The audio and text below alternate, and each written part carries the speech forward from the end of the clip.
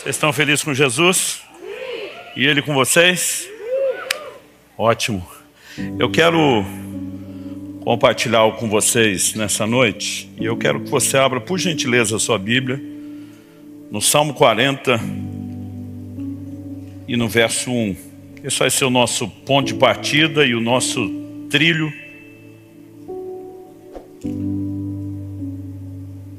Eu pensei bastante a respeito dessa oportunidade de falar com gente mais nova e qual que seria um bom assunto para conversar com vocês.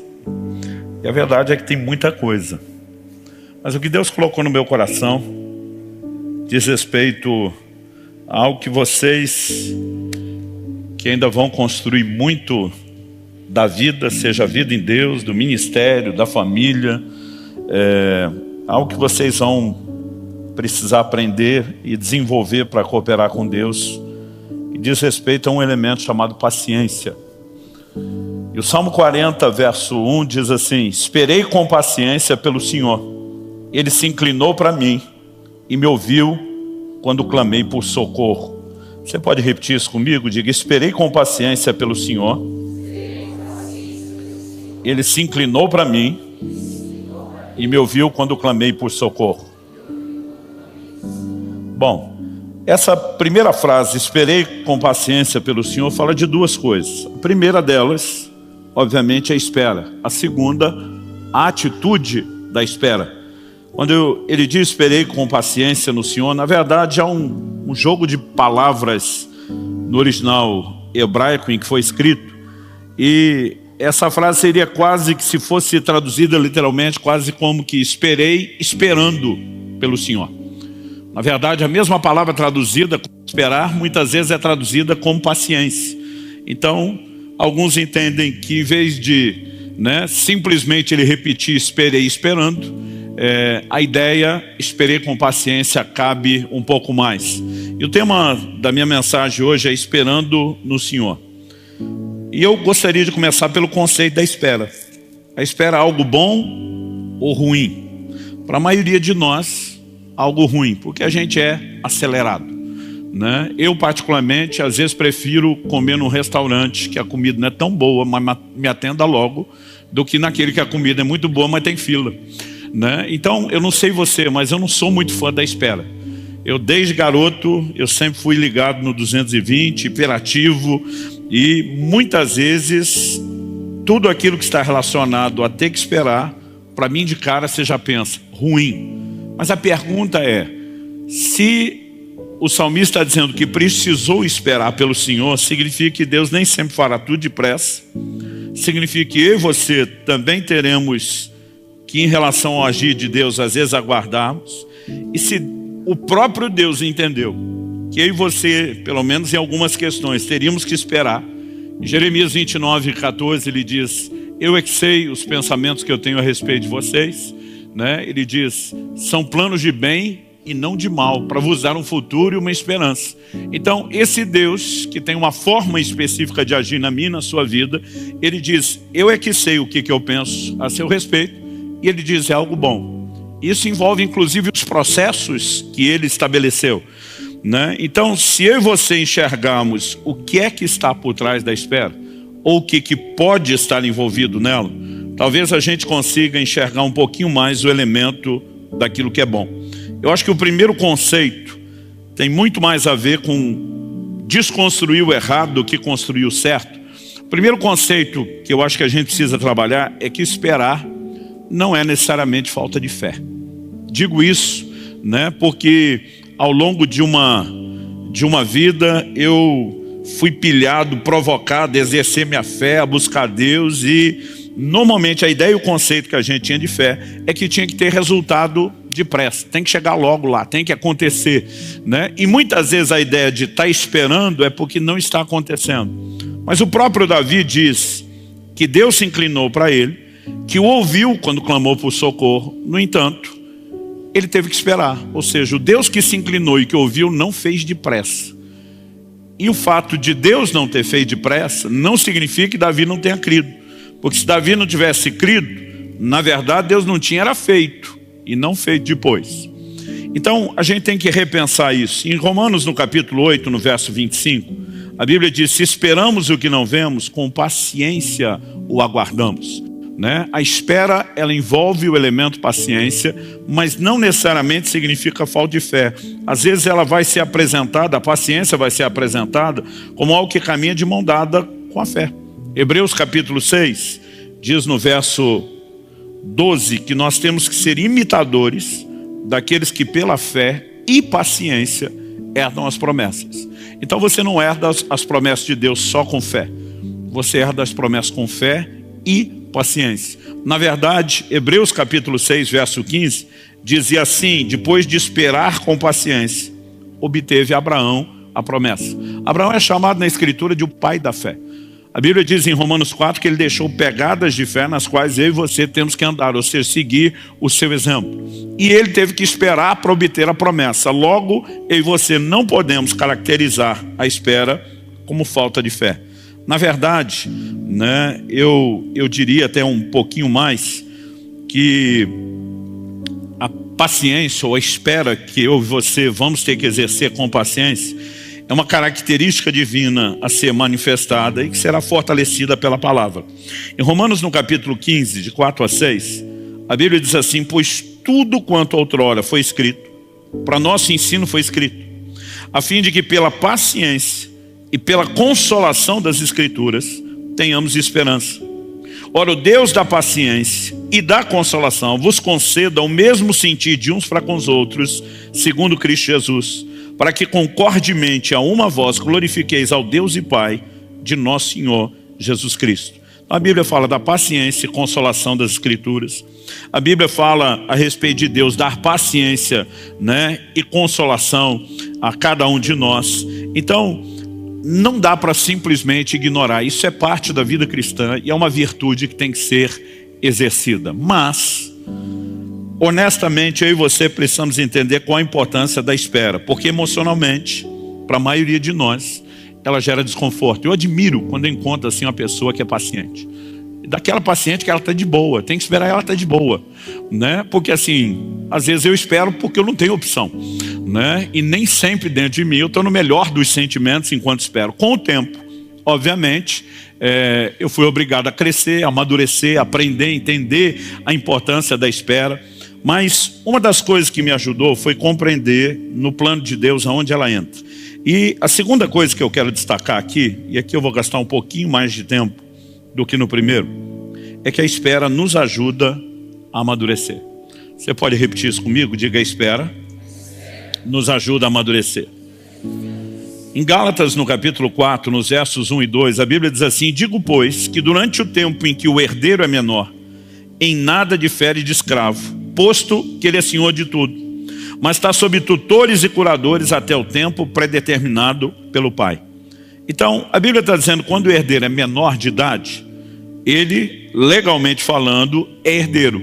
Mas enquanto menor de idade, a Bíblia diz: na casa, em nada difere de um escravo. Por quê? Porque ele ainda não pode ter acesso à herança. E o texto simplesmente nos diz que, apesar de ser senhor de tudo, ele vai ficar sob tutores e curadores até o tempo predeterminado pelo Pai.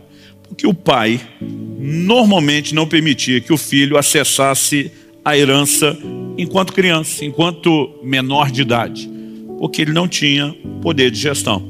Se você olhar Lucas 15, de 11 a 32, na parábola do filho pródigo, a gente descobre que quem acessa a herança antes de ter amadurecido, ele normalmente vai desperdiçar aquilo a que teve acesso.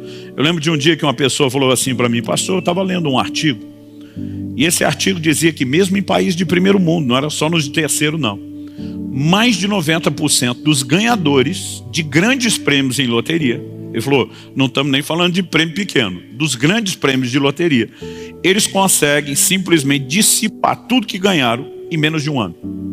Um pequeno percentual vai dissipar em até 2 anos. E normalmente quem não dissipou no primeiro, no segundo, que é muito pequenininho o que sobra, esse sim vai conservar o dinheiro ou vai fazê-lo trabalhar. Aí ele olhou para mim e falou, isso me remete a uma conclusão. Eu falei, qual? Ele falou, esse dinheiro é amaldiçoado. Eu falei, é mais fácil jogar a culpa na maldição do que na falta de um poder de gestão.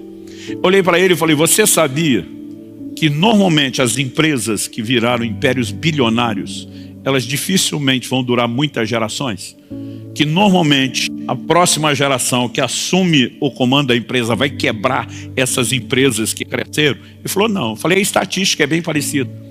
E o que a gente tem de similar, e não estou aqui advogando e nem dizendo para você ficar jogando na loteria, mas é que em vez de espiritualizar que o dinheiro se perde porque é amaldiçoado, a maioria das pessoas que acessa algo para o qual não está pronto e não tem condições de gerir aquilo, ela normalmente tende a meter o pé pelas mãos e perder isso tudo.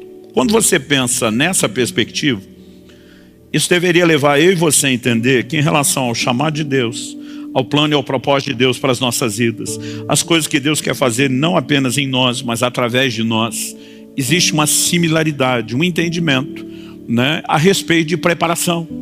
Então, por exemplo, a Bíblia fala a respeito do obreiro aprovado, e essa aprovação não é meramente da parte de Deus. A Bíblia diz, procura apresentar-te a Deus como obreiro aprovado que não tem de que se envergonhar. Então, para que eu seja aprovado por Ele, existe um posicionamento da minha parte, onde eu preencha determinados requisitos e Ele possa então fazer aquilo que Ele tinha em mente. E eu estou dizendo isso porque muitas vezes nas Escrituras você vai perceber Deus trabalhando com as pessoas em prazos que são longos. É o tipo de coisa que eu não enxergava quando era garoto, que para mim tudo era para onde, né? E demorou para eu perceber, até lendo a Bíblia. Deus faz uma promessa a Abraão, vou te dar um filho, 25 anos. E tinha hora que eu ficava pensando, por que que quando o Senhor promete uma coisa, o Senhor fala tanto tempo antes? Né? Deus diz para Davi, eu vou te dar o reino. No mínimo 15 anos esperando. Aí você vê que o Abraão, que esperou 25 anos para ter um filho, quando o filho finalmente cresce e se casa, a Bíblia diz que Isaac se casou aos 40 anos. Eu fico pensando, eu no lugar de Abraão já esperei 25 anos para ver o filho nascer. Agora esperar mais 40 para o filho casar, para depois imaginar quando é que essa posteridade vem. Eu no lugar de Abraão não tinha esperado mais do que os 18. Aliás, eu nem sou Abraão, meu filho casou aos 18. Né? Então, eu fico pensando comigo mesmo, da onde esse camarada conseguiu esperar? Agora o curioso é que o Isaac casa, e a semelhança da mãe, ele se casa com uma mulher que também não podia ter filhos. O homem que herdou a promessa do pai, eu vou te dar uma descendência numerosa, também está diante do mesmo problema, não pode ter filhos. A Bíblia diz assim, que Isaac orou insistentemente ao Senhor. E Deus ouviu a sua voz, ele deu os filhos e nasceu logo gêmeos. Aí eu li esse texto, a sensação que eu tinha era assim, que ele orou tanto que Deus disse, tá bom, toma, e que nem 9 meses precisou, né, de gestação para as crianças nascer. Quando você vai ler lá o texto bíblico, de Gênesis 25, a Bíblia diz, era Isaac da idade de 60 anos, quando lhe nasceram os gêmeos. Casou aos 40, orou com insistência, aos 60 os filhos chegaram, mais 20 anos. E a gente pode te dar exemplo após exemplo nas Escrituras. Eu não sei que idade José tinha quando teve os sonhos de Deus sobre ele estar numa posição de governo, mesmo diante da sua família. Mas a Bíblia diz que aos 17 anos de idade ele foi vendido pelos seus irmãos para o Egito. A Bíblia diz que aos 30 ele sai da cadeia para começar a viver o cumprimento. Então, só a primeira etapa levou pelo menos 13 anos. Até que os seus irmãos chegassem, porque aparece no segundo ano da fome, você pode jogar mais 9. Então ele estava com quase 40 anos de idade. Então, ao longo das Escrituras, quando a gente olha, as coisas não são tão rápidas, automáticas ou instantâneas como eu e você gostaríamos que fosse. A pergunta a ser feita é, José vai para o Egito, vendido, traído pelos seus irmãos, embora fosse fiel a Deus. Lá na casa de Potifar ele começa a prosperar, as coisas estão dando certo. Mas para ser fiel a Deus, e porque recusa a proposta da mulher de Potifar, ele é injustamente preso. Agora na prisão, a Bíblia fala de uma ocasião que ele vê uma oportunidade. Qual oportunidade? 2 dos oficiais principais de Faraó, Gênesis 40 diz isso, vão parar na cadeia. Para os dois terem ido para a cadeia, provavelmente levantou-se a ideia de uma conspiração contra o rei, mas isso ainda não tinha sido investigado, porque senão os dois estariam mortos. Quando aqueles dois estão lá na prisão, cada um tem um sonho. José interpreta o sonho de um, o sonho do outro. Para o primeiro ele diz, deu bom. Em 3 dias você sai da prisão, vai ser restaurado ao seu carro, sua vida volta ao normal. Para o segundo, que era o copeiro, ele diz, deu ruim, perdeu. Ele diz, em 3 dias tu está morto, né? A coisa vai complicar para o seu lado. Mas a hora que ele dá a palavra para o copeiro, não para o padeiro que vai morrer, mas para o copeiro que vai ser promovido, José termina e diz assim, e quando você for restituído ao seu cargo diante de Faraó, lembra do teu servo aqui, que te ofereceu consolo na hora difícil, que te trouxe uma palavra de alento. E a Bíblia diz que quando tudo aquilo aconteceu, a Bíblia diz que o copeiro não se lembrou de José. Eu fico pensando, essa história é para você passar o resto da vida contando para os filhos, para os netos, né? Olha, eu estava preso, morrendo de medo, não sabia o que ia acontecer, tive um sonho, o cara interpretou o sonho, me deu uma palavra de Deus, aconteceu tudo exatamente do jeito que ele falou. Quem é que esquece uma coisa dessa? Mas a Bíblia diz que o copeiro se esqueceu de José. Curioso é que 2 anos depois ele vai lembrar. Então você não pode dizer que o problema é de memória, né? Porque a probabilidade de lembrar era mais cedo e não 2 anos depois do ocorrido. Mas muitas vezes o que eu e você não paramos para pensar é que Deus sabe lidar e gerenciar as circunstâncias de uma forma que eu e você não temos a menor noção. Quando José conversa com o copeiro, Gênesis 40, 14 e 15 diz que ele fala assim, porém lembra-te de mim, quando tudo te correr bem, e rogo-te que sejas bondoso para comigo, e faças menção de mim a Faraó, e me faça sair dessa casa, porque de fato fui roubado da terra dos hebreus, aqui nada fiz para que me pusesse nessa masmorra. Quando você ouve o discurso de José, é um discurso de dor, de alguém que está ferido, de alguém que está machucado, de alguém que está dizendo, me ajuda a sair desse lugar, porque aqui a coisa não vai virar, as coisas não vão funcionar. Agora a pergunta é, se o copeiro tivesse lembrado de José, e tivesse feito menção de José a Faraó, e conseguisse usar sua influência para tirar José da cadeia, o que é que seria de José? Assistente de cozinha? Muitas vezes eu e você, a gente acha que tem planos e ideias perfeitas para viver o plano de Deus, mas a melhor ideia para viver o plano de Deus é a do próprio Deus. A verdade é que José nesse momento está com o coração ferido, machucado, enquanto eu e você estamos feridos e machucados, não é hora de ser promovido. Quem é promovido com o coração ferido, na hora que tiver a oportunidade, vai pisar em quem o machucou, em vez de servir as pessoas que o machucaram, que o feriram. O que é que Deus queria de José? Que ele fosse um instrumento da parte de Deus para sustentar os irmãos que o injustiçaram. Mesmo com tudo aquilo que fizeram, Deus diz, eu quero que você pague o mal com o bem, eu quero que você externe o meu coração. Eu acredito que você dá conta disso. Naquele momento inicial, José não estava pronto. E muitas vezes Deus não pode deixar que as coisas aconteçam depressa na minha e na sua vida. Porque sem a espera, eu e você não vamos passar pelos processos de amadurecimento, de correção, de ajuste que eu e você precisamos passar. E quando eu olho para as Escrituras, eu não consigo, é lógico que hoje é muito mais fácil falar disso, né? Eu não consigo simplesmente ignorar a importância de processos e que os processos têm que ser respeitados. Em Marcos, no capítulo 4, de 26 a 29, Jesus disse ainda, o reino de Deus é assim como se um homem lançasse a semente à terra. Depois dormisse e levantasse de noite e de dia, e a semente germinasse e crescesse, não sabendo ele como. A terra por si mesmo frutifica. Primeiro a erva, depois a espiga, por fim o grão cheio na espiga. E quando o fruto já está maduro, logo se lhe mete a foice, porque é chegada a ceifa. Então qual é o mecanismo? Primeiro você planta. A semente foi plantada, vai germinar. Quando germinar e romper terra afora, né, o que é que vai aparecer? Primeiro a espiga. Depois vai encher de grãos na espiga. Mas não adianta colher enquanto não estiver maduro. Processos. Esses processos têm etapas. Essas etapas requerem tempo. E não adianta antecipar absolutamente nada disso.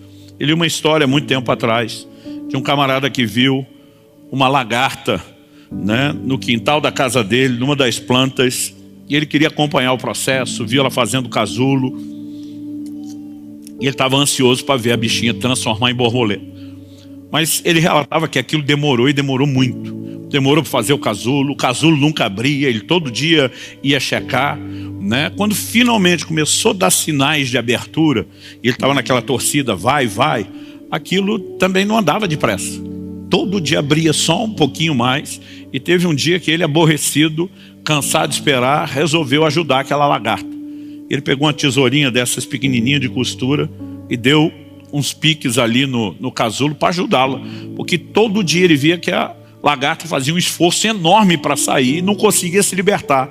Ele disse, vou ajudá-la a fazer mais rápido, né? Quando finalmente ela saiu do casulo, para ele foi uma frustração, porque não era mais a lagarta que entrou, mas também não era a borboleta que ele esperava. A verdade é que o processo de transformação, a chamada metamorfose, não tinha terminado. Ela tinha asas, não desenvolveram, mas aquele corpo que precisa ficar menorzinho para conseguir voar, né? Não era tão grande quanto antes da lagarta, mas também não tinha terminado o que deveria. E ele ficou muito bravo, né? Pensando, eu perdi todo o meu tempo esperando um negócio que não funcionou. O que demorou para ele descobrir é que o culpado foi ele. Porque é justamente o esforço que a lagarta faz para se libertar do casulo que ativa todas aquelas enzimas e o processo de transformação. E quando ele tentou facilitar e ajudá-la a ganhar tempo, ele simplesmente abortou o processo de preparação que era necessário. Eu fico imaginando que às vezes eu e você temos o mesmo desespero, ou do lado de dentro do casulo, ou do lado de fora assistindo outros, desesperado para dar uma mãozinha, né? E dizer, vamos agilizar, vamos fazer andar, vamos fazer acontecer. Mas a verdade é que sem o tempo, processos podem ser interrompidos.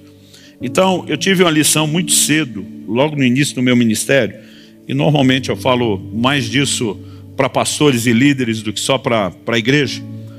Mas em agosto de 1993, eu tive um acidente de carro, quando eu estava assim no 3º ano de um ministério itinerante. O ministério estava bombando, considerando a nossa realidade da época, não existia internet, né? As pessoas só tinham acesso a 2 tipos de mídia, rádio e televisão. O rádio era caro, a televisão nem se fala. A televisão brasileira é a televisão mais cara do mundo, é o mercado mais inflacionado do mundo. Então, normalmente, sem estar na mídia, nenhum ministério avançava tão depressa. Eu sei que vocês não conseguem imaginar o que é um mundo sem internet. Aliás, vocês não conseguem imaginar o que era um mundo sem telefone celular, né? E a gente, naquela época, já fazia uma média de 2, 3 cidades por semana, né? Porque a propaganda, boca a boca na época, por causa daquilo que Deus estava fazendo, era algo muito intenso, as portas foram se abrindo. Eu lembro quando começou o ano de 93, a gente tinha, digo a gente falando por toda a equipe, a agenda do ano todo de 93, a hora que o ano abriu já estava assim, completamente cheia, fechada, 2 cidades por semana durante todo aquele ano. 94 a gente protegeu a agenda para não abrir nada antes, só para os convites internacionais, ou seja, para as perspectivas da época, o negócio estava bombando, estava indo com tudo. Mas em agosto de 93 eu tive esse acidente de carro e estou vivo só por um milagre. Os irmãos que iam me visitar no hospital diziam, olha, eu vi o estado do carro, eu vi o lugar onde a ribanceira onde vocês caíram, né? Deus realmente guardou você. Tudo que eu pensava é, já que Deus ia guardar, Ele não podia ter arrumado o carro lá na estrada, em vez de esperar eu me arrebentar todo lá embaixo, para depois dizer, eu te guardei lá embaixo. Eu pensava, por que Ele não me guardou lá em cima? Pensava, não falava, mas pensava. Aí eu lembro dos médicos, dos enfermeiros dizendo, cara, teu santo é forte, alguém lá em cima vela por você. Não era para você ter escapado dessa não. O dia que um neurologista me explicou o que tinha acontecido, falou, isso aqui é a sua tomografia, né? Eu lembro de resultados que ainda vi, dificuldade para distinguir entre massa branca e cinzenta no cérebro, lesão nas partes moles. Ele falou, esse traumatismo craniano que você teve aqui foi algo sério, delicado. Ele falou, sua cabeça, você bateu tanto. Ele brincou assim, imagina que ela virou quase um liquidificador, né? E ele começou a descrever, ele falou, olha, o ponto principal onde nós tivemos que remendar a sua cara foi a região da fonte, né? Ele falou assim, e a pancada nesse tipo de lugar costuma ser fatal. Era para você ter ido. E eu lembro desse cara dizendo, teu santo é forte, alguém lá em cima está cuidando de você. Os enfermeiros que me socorreram disseram, olha, nós reconstituímos sua pálpebra esquerda, ela rasgou mais da metade. E não existe ângulo, né, onde qualquer coisa possa rasgar tanto a pálpebra que não toque no globo ocular. Então, se não fosse morrer, era no mínimo você ter perdido a vista, né? A visão do olho esquerdo. Alguém cuida de você, mas com todo mundo falando de tudo que Deus fez, eu ficava só pensando, já que o Senhor ia fazer um milagre, não podia ter feito ele inteiro, não podia ter me guardado de tudo isso. E o problema não era só isso, era todo o questionamento que ficava dentro de mim, né? Eu tinha acabado de trocar de carro e tinha essa viagem de mudança para Curitiba. Eu pensei, quando chegar em Curitiba, faço seguro. Até hoje não fiz e o carro deu perda total, né? Tudo que estava dentro do carro era toda a minha vida, toda a minha mudança estava dentro do carro. E o que não se perdeu, nós caímos nessa ribanceira, a gente que estava com o cinto dentro do carro ficou, todo o resto foi sendo jogado para fora, né? O que não se perdeu na chuva e no barro, na lama, foi roubado como as malas enquanto a gente era socorrido. Eu descubro que eu estou só no hospital, com a roupa do corpo rasgada, ensanguentada e que não presta, e que não sobrou nada. Guardadas as devidas proporções, eu me sentia, né, mais ou menos no lugar de Jó, com a síndrome do para-raio. Está caindo tudo na cabeça. E a angústia era, Deus, por que é que isso aconteceu? Né? Eu lembro que alguém perguntou assim, vocês oraram antes de viajar?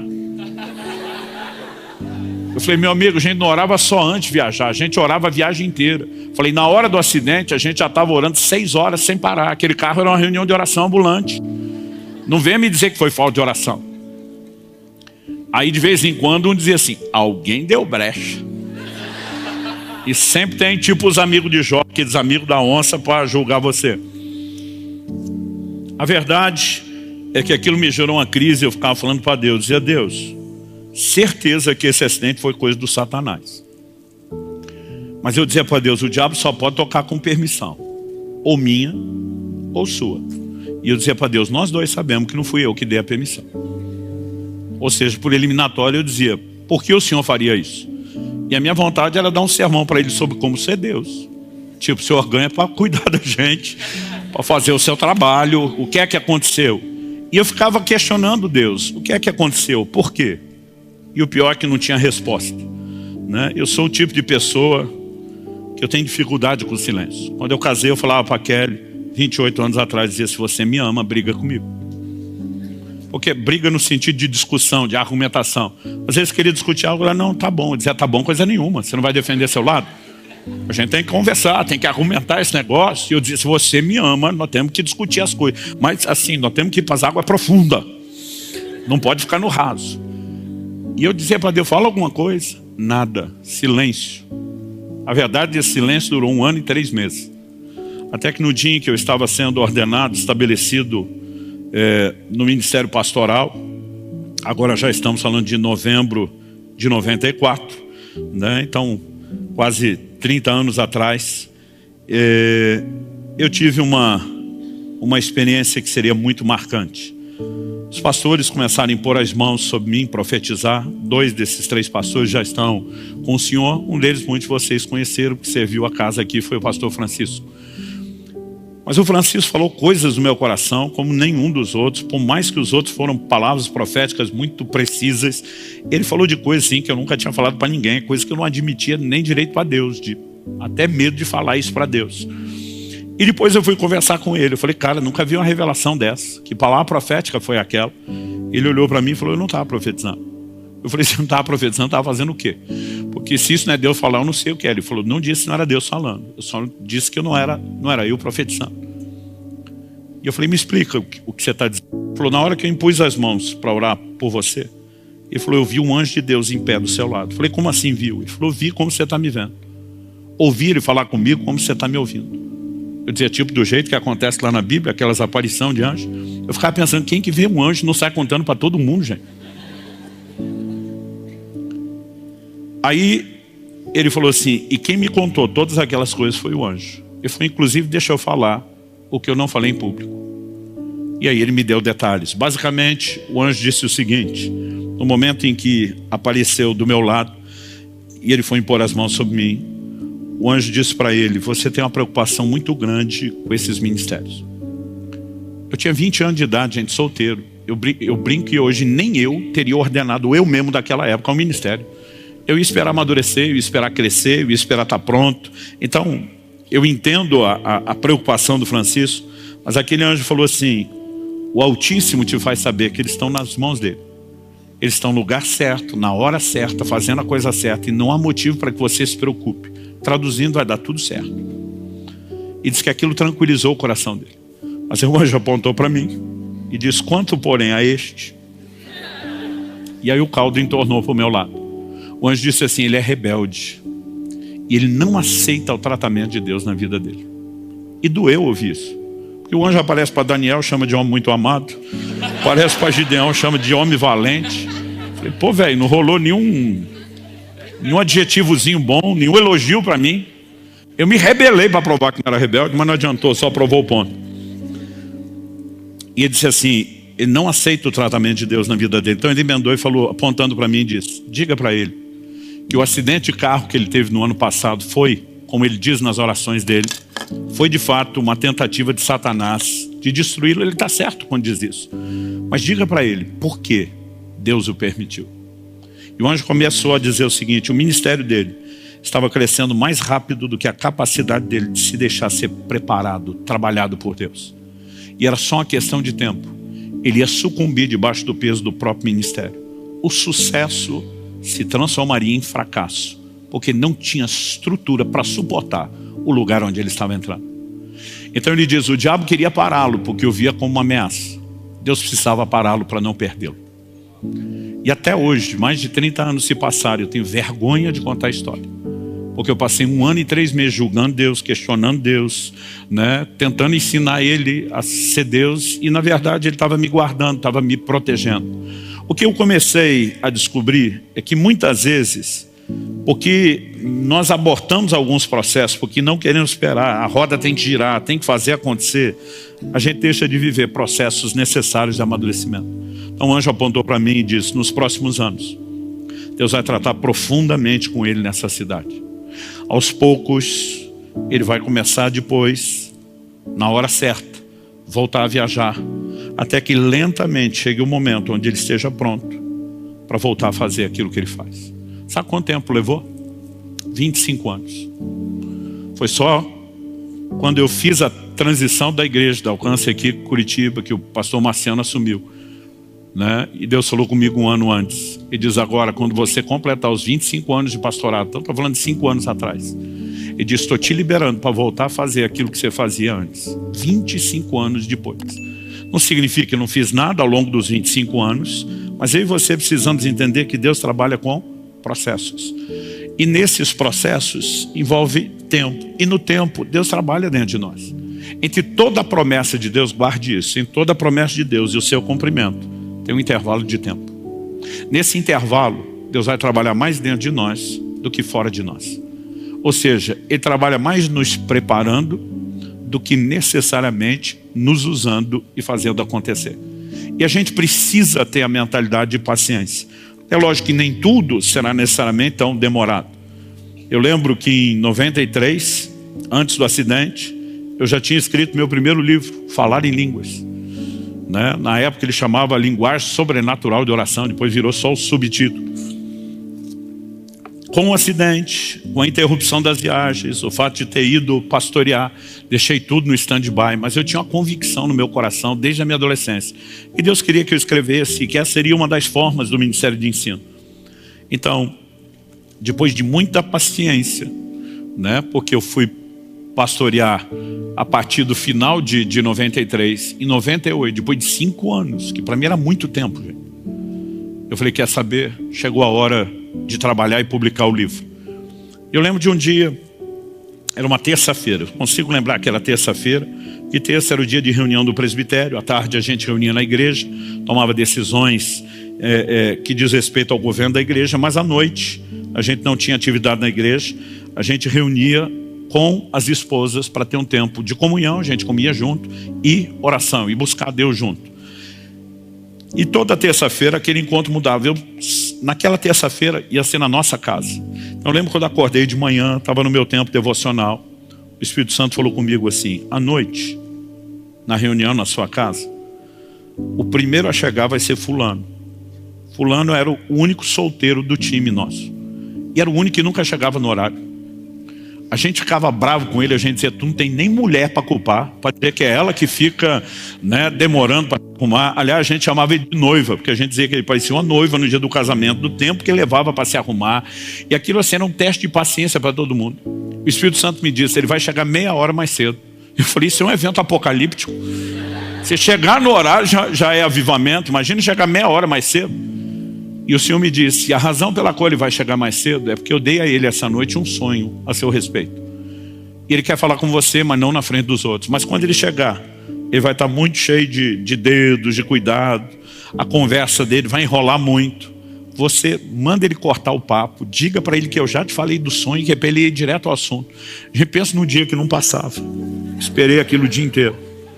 Nossa reunião era 8 horas, 7h30 a campainha toca. Eu lembro quando atendi ele na porta. E eu já fiquei impressionado. Falei, Deus está nisso. Aí ele entra, começa aquela conversa mole. Será que chove? Será que não chove? Eu falei, fulano, corta o papo. Deus me disse hoje de manhã que se ia chegar meia hora mais cedo. Se nunca aconteceu antes, eu imagino que nunca mais vai acontecer. Ele me disse que ia chegar antes porque você teve um sonho. Ele te deu um sonho a meu respeito. E você queria contar isso antes dos outros chegar. Quando eu falei isso, ele arregalou os olhos. Eu lembro dele, até hoje eu lembro dele dizendo, Santo Deus da glória, é de Deus. Aí o bicho ficou valente. O pior, que eu pensei, o que quer que seja que ele vai falar, eu já validei antes. Ele olhou para mim e falou, sabe o seu livro do Falar em Línguas? Falei, sei. E eu já estava esperando ele dizer, vai ser traduzido para várias línguas, vai para as nações, vai ter a tiragem, vai isso. Sei. E aí? Ele falou, Deus me disse que de novo, você saiu na frente dele antes do tempo e não soube esperar a hora. E aí meu chão sumiu. Por quê? O livro já estava na gráfica rodando. Eu fiquei pensando, o senhor não podia ter falado isso semana passada? O que é que eu vou fazer com esse negócio na hora que sair da gráfica? Mas de alguma forma, naquele momento, eu estava dizendo, de novo, você não soube esperar. Um dia desse alguém falou, poxa pastor, a gente fica feliz de saber, o senhor com tantos títulos, mais de 2 milhões de livros distribuídos, né? Esse negócio da noite pro dia, eu falei, fala que foi da noite pro dia de novo, que eu dou em você. Falei, 30 anos construindo, esperando esse negócio, você vê que foi da noite pro dia. E tinha momentos, eu lembro de um dia assim que eu falei, Deus, meu maior inimigo não é o Satanás, é você. Porque o diabo não pode impedir o seu plano, o seu propósito. Se o senhor estalar o dedo, esses livros vão acontecer, mas o senhor não estala o dedo. Qual é o seu problema? Eu lembro de um dia que eu falei, quer saber? Eu desisto desse negócio. Eu já nem sei se o senhor prometeu, se fui eu que quis, da minha parte. Eu desisto, eu abro mão e enterro esse negócio. Aliás, foi a partir desse dia que começou a acontecer. Quando eu e você queremos muito que alguma coisa aconteça, a gente está dando sinais de que não está pronto para isso. Nossas próprias expectativas sinalizam que nós misturamos alguma coisa dentro da gente. E eu tive que aprender a esperar com paciência. Isso foi em 2008. Em 2001, um dia eu estava orando e o Espírito Santo falou assim comigo, na hora certa, uma das pessoas que eu vou usar para empurrar e movimentar os seus livros e levar isso para um outro patamar, se chama Márcio Valadão. Na época, Igreja Batista da Lagoinha, em alta na internet, né, na televisão, diante do trono nem se fala. Pensei, um padrinho desse, meu amigo, é o que qualquer um ficaria feliz. 2 anos depois dessa palavra, um dia num evento, alguém me apresenta ao pastor Márcio Valadão. Eu fui lá para ouvi-lo nesse evento de pastores, e quando eu estava entrando, alguém falou assim, vem cá, deixa eu te apresentar aqui ao pastor Márcio. Falou, pastor Márcio, esse menino tem abençoado muito nosso estado. E quando falou e mencionou meu nome, falou, eu já li um livro dele. Pensei, me confundiu com alguém. Mas eu não quis ser indelicado e dizer, não, o senhor me confundiu com alguém. Aí quando ele falou, já li um livro seu, eu falei, é mesmo? Qual? Ele falou, um que você fala do agir de Deus, o agir invisível de Deus, que dá o testemunho do seu acidente. Pensei, ele leu mesmo.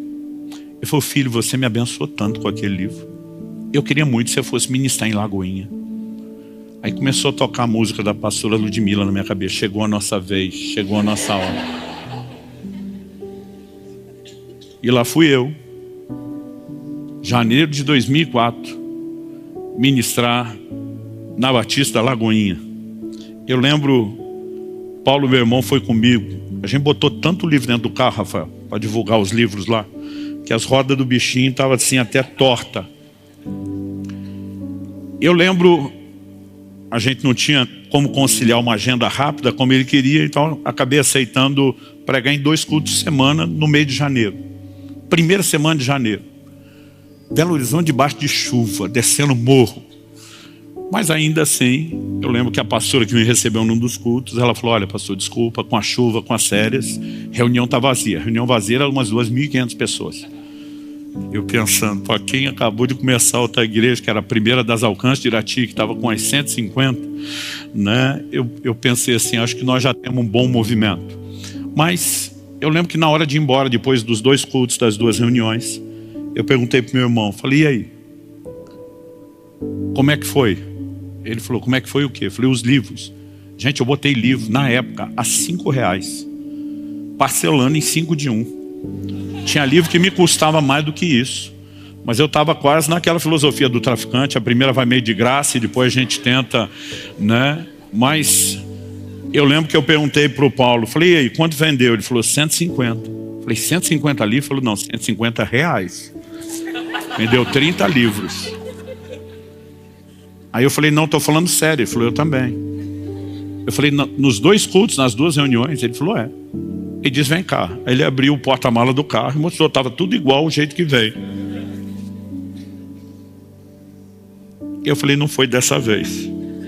Mas também o pastor Márcio não estava aqui para fazer a propaganda. Alguma coisa vai acontecer. E não aconteceu nada, ninguém nunca mais me chamou. Ninguém tocou no assunto, ninguém falou de livro. E eu lembro que simplesmente na minha cabeça eu cheguei a uma conclusão. Eu falei, Deus não falou nada. Eu acho que eu inventei o que eu queria ouvir e vamos botar esse negócio de lado. 2013, acho que foi finalzinho de 2012, o Lou Engle veio dos Estados Unidos para fazer um decol em Belo Horizonte. Nos pediram ajuda.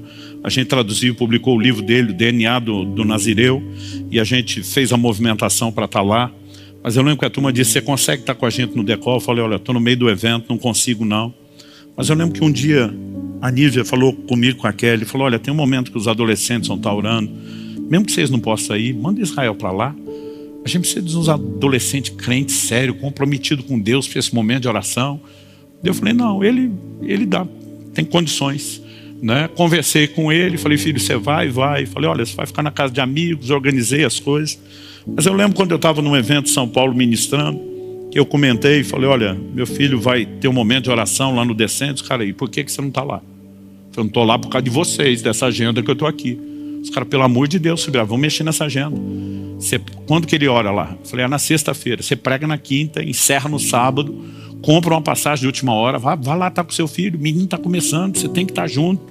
E lá fui eu só para dar uma de pai coruja, só para vê-lo orar 5 minutos, orar, não era nem pregar. E porque fui, um dos organizadores me viu no evento e falou, você apareceu. Eu falei, só vi um pouco, já estou indo embora. Vou daqui para o aeroporto. Ele falou, cara, deixa eu te apresentar o Lu, que quer te agradecer o negócio do livro. Eu falei, claro. Ele falou, na verdade a turma já foi para o restaurante, você pode comer com a gente? Posso. Aí me levaram. Quando cheguei lá, entre outras pessoas estavam na sala, pastor Márcio, todo mundo.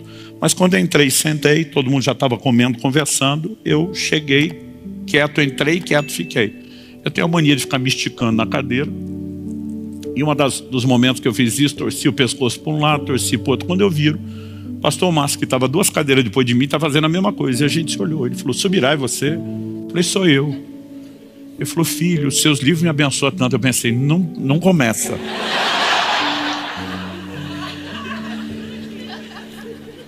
Aí ele falou, o último que eu li foi de todo o coração. Ele dizia os nomes. Falei, filho, como você me abençoou? Tem algum livro novo saindo? Eu falei, estou escrevendo um que é o propósito da família. Ele falou, sai quando? Eu falei, não sei, eu estou submetendo ele a vários líderes primeiro. Você não me daria a honra de ser um desses que possa dar uma olhada? Eu pensando, não cria expectativa, o senhor já me frustrou antes. Ele disse, filho, anota meu e-mail. Ele falou, vou te dar meu e-mail pessoal, manda para mim. Anotei e mandei, nunca disse recebeu. nunca falou se leu. Eu falava, Deus, eu estava quieto, o senhor nem precisava ter falado nada disso comigo. Mas aí no início de 2013, alguém entrou em contato comigo um dia e falou, olha, pastor Márcio quer que o senhor venha pregar num evento, na Conferência Espírito Santo, e fique para os cultos de domingo. Eu olhei a agenda, já tinha um compromisso, falei, não posso. A pessoa falou, ninguém fala não, pastor Márcio. Falei, eu vou falar, eu já tenho um compromisso. E eu lembro que o pessoal começou a insistir, eu lembro que a secretária da igreja dizia, o senhor vai falar não, pastor Márcio. Eu falei, eu tenho um compromisso, eu não vou derrubar alguém por causa deles. Não dá. Pergunta se dá para mudar. Não, não dá, pastor, o evento é no feriado, não tem. Eu falei, paciência. E aí eu falei, e manda um e-mail na minha frente que eu quero ver você falar ou não. Eu lembro que ela estava com o coração pesado, mandou um e-mail, falei, certeza? Deixa eu ver se está na pasta enviado. Saí. Quando saí, entrei numa reunião. Quando entrei na reunião, o pessoal que marcou a reunião para desmarcar o evento da semana anterior. Calma. Aí, olha, nós vamos ter que desmarcar o evento da semana anterior. Quando desmarcaram, eu lembrei que o pessoal que estava com o evento da outra semana, que era um pessoal lá do Pará, eles ficaram me ligando e disseram, cara, quando nós marcamos com você, a gente nos tocou que era o feriado de Corpus Christi. Não dá para mudar um fim de semana. Eu falei, também não dá, porque eu tenho um compromisso. Falou, cara, nós temos um casamento aqui no Corpus Christi, que é o casamento. Tá aquele cara assim, que é o milagre. Ter casado, nós não podemos ter um evento, não dá para ter casamento no meio, não estamos sabendo como vai fazer isso. Falei, cara, você decide se quer ou não quer o evento, eu não posso mudar. Quando desmarcou, eu liguei para ele.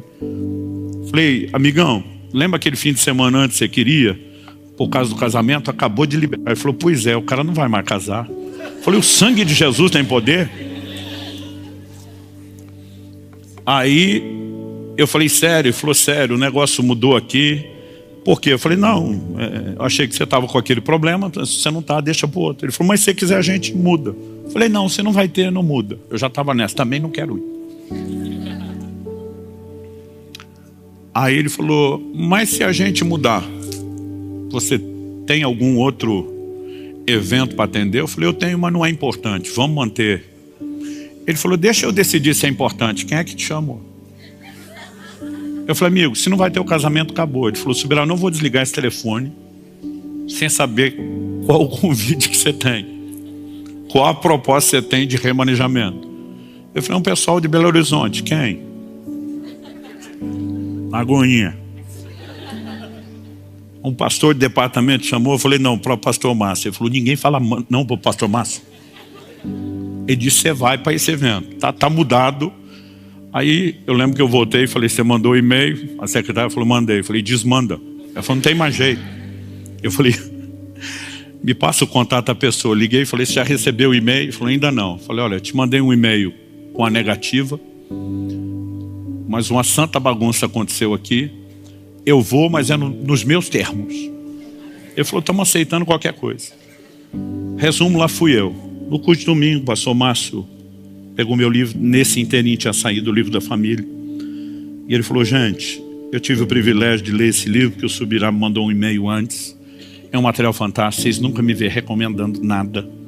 Ele está vendendo um preço ridículo, que é para ajudar vocês, mas menos se fosse um valor.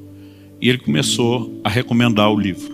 Enquanto ele falava, eu estou sentado, antes de eu subir pregar, começa a encher meu celular de mensagem. O pastor do Rio de Janeiro, que estava assistindo o culto, falou, por esse preço eu quero 4.000 livros.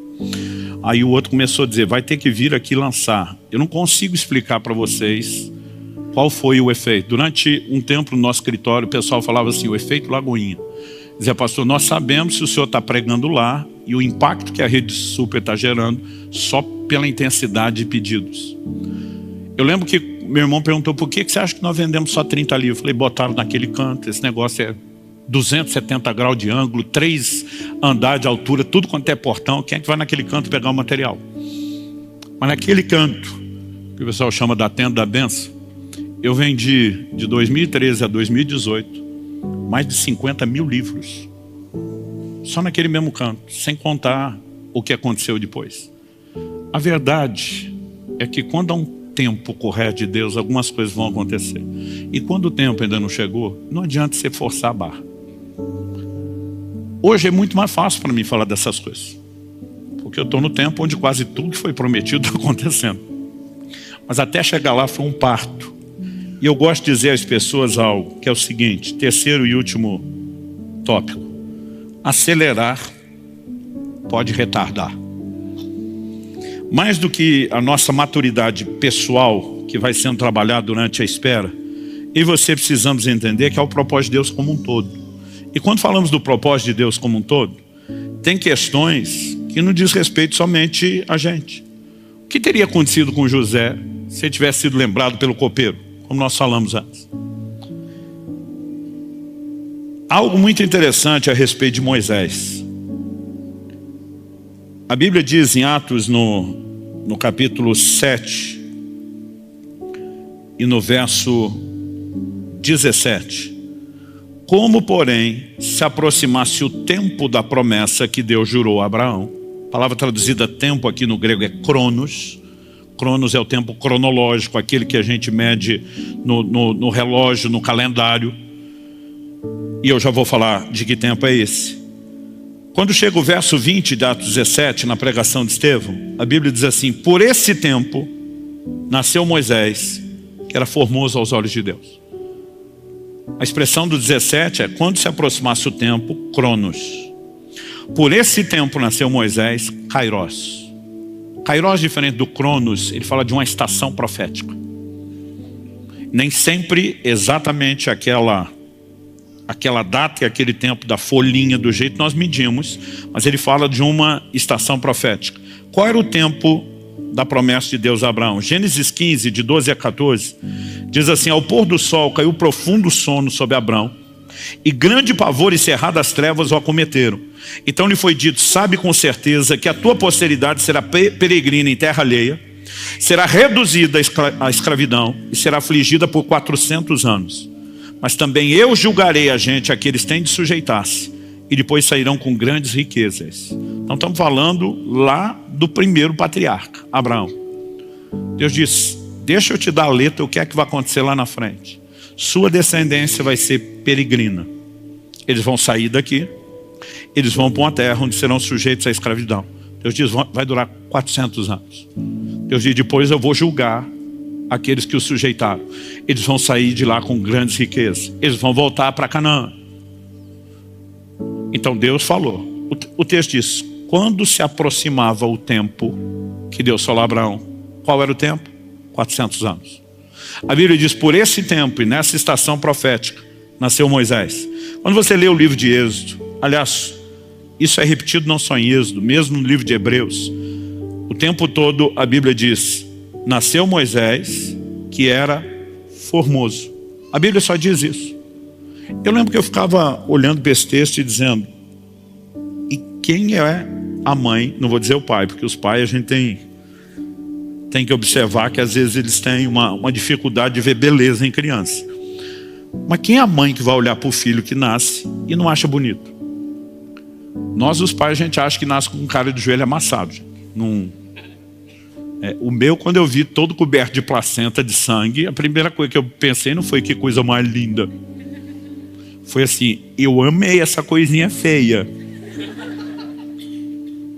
Só que é só Estevão que vai dar esse detalhe que ninguém deu, que diz que ele era formoso aos olhos de Deus.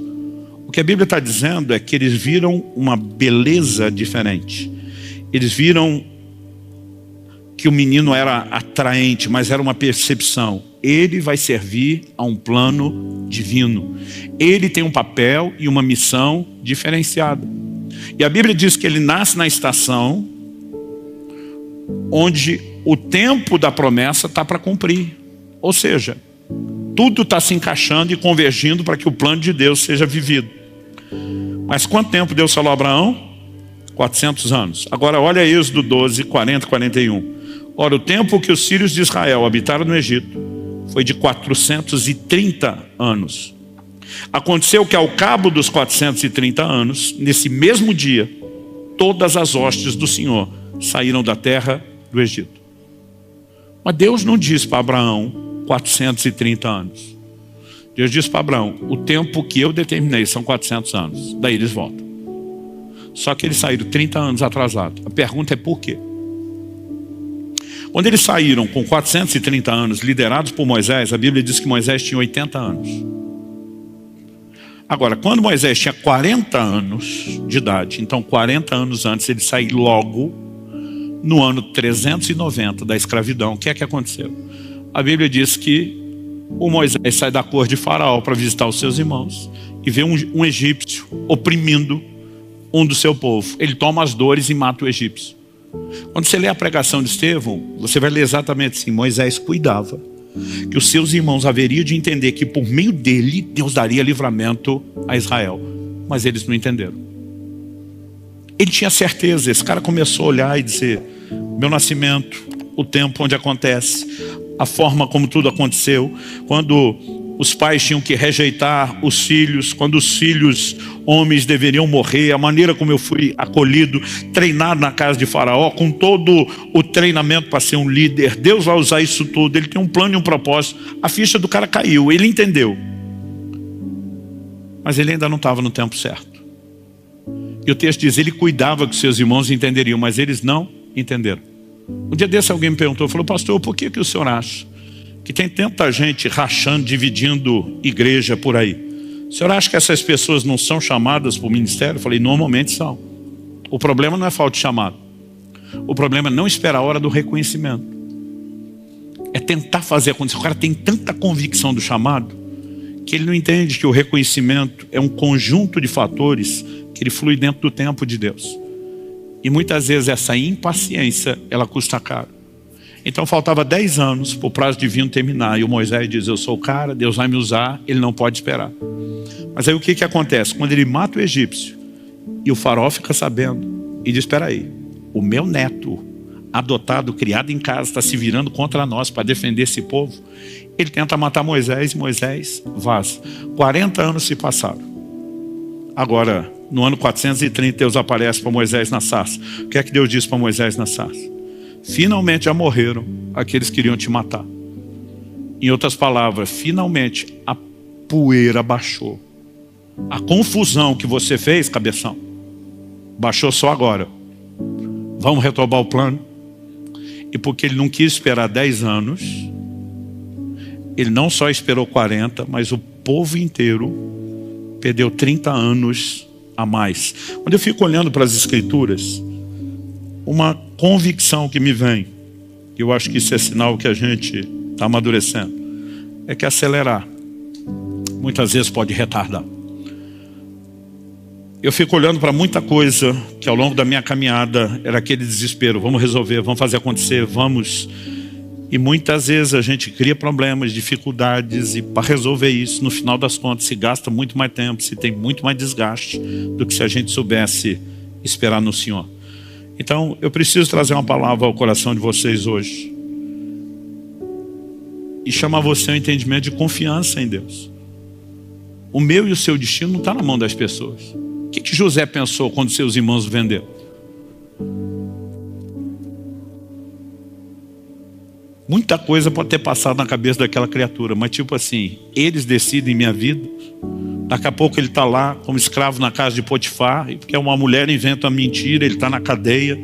Daqui a pouco, né, na cadeia, ele vai descobrir que Deus usou toda a série desses eventos para deixá-lo na cara do gol, para que na hora certa alguém dissesse: tem alguém aqui que interpreta sonhos, ele fosse colocado diante do faraó e todo o plano e o propósito de Deus pode se cumprir. Mas até que isso acontecesse, eu acredito que eu e você vamos ter que entrar num lugar de aprender a confiar que o meu e o seu destino não está na mão das pessoas, não está na mão das circunstâncias. Há um Deus cuidando de mim e de você.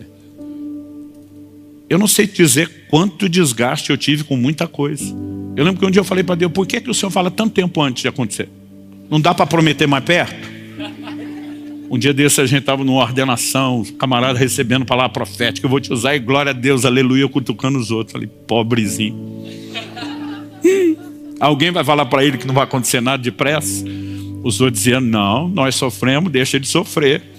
A gente ficava fazendo chacota até do negócio.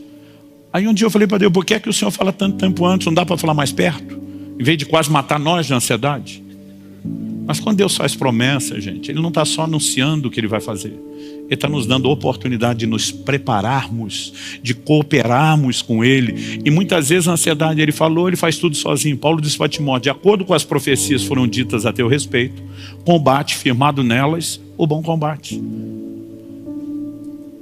E acho que uma coisa boa de quando você já tem um certo tempo de caminhada com Deus, é que você começa a entender não só que há processos, que eles requerem tempo, mas a importância do tempo para que eu e você possamos amadurecer. Algo que eu ficava me perguntando para Deus, por que é que o Senhor me chamou para pastorear uma igreja local? O seu chamado inicial era para servir o corpo de Cristo.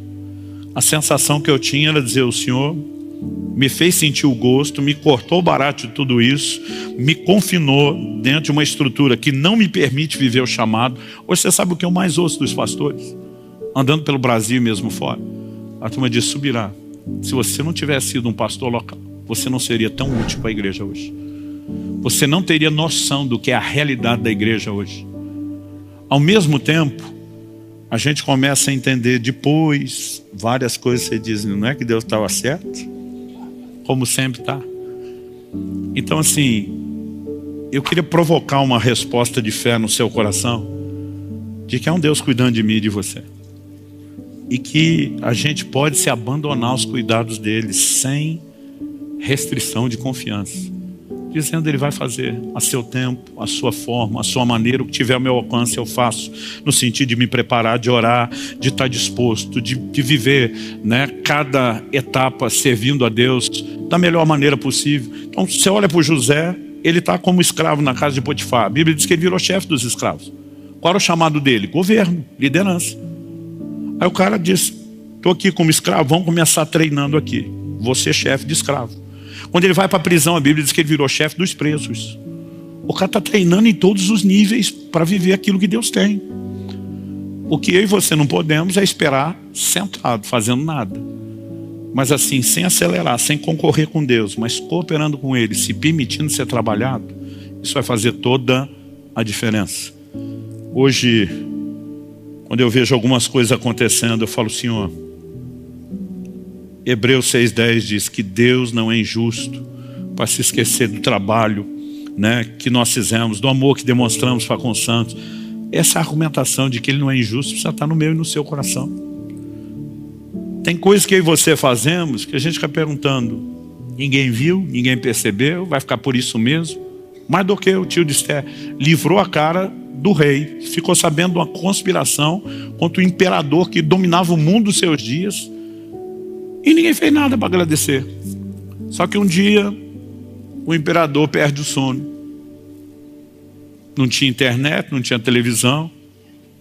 Aí o cara decide ler as crônicas do reino. E pede para alguém trazer. O cara abre lá justamente o episódio que fala do Mardoqueu desbaratando a conspiração. O rei pergunta, o que é que foi feito para agradecer esse homem? O cara diz, não foi feito nada. Como nada? Não pode ficar sem gratidão. Pois é, mas se tivesse alguma recompensa, estava escrito. Aí o rei diz, nós temos que corrigir o erro. E ele acorda decidido a arrumar coisa. Aí chega Amã, o maior inimigo de Mardoqueu, que já fez tudo, né, para simplesmente tirar o Mardoqueu do cenário, para matá-lo. E o rei pergunta para Amã, o que a gente deve fazer ao homem de quem o rei se agrada? O besta achando que era com ele. Falou, pegue seus principais oficiais, bote ele no seu cavalo, com o seu manto, com a sua coroa, e o principal dos seus oficiais fique proclamando a grandeza dele. O rei olhou para o Amã e falou, o principal dos oficiais é tu. Mas o cara que eu quero honrar é mais do que eu. E aí de repente você olha, tudo aquilo que parecia esquecido, na verdade estava guardado, armazenado, para que na hora certa o crédito pudesse ser colhido. Há um Deus cuidando de mim e de você. E a gente não precisa ficar ansioso com absolutamente nada. Você recebe essa palavra? Vamos ficar em pé para parecer que está acabando.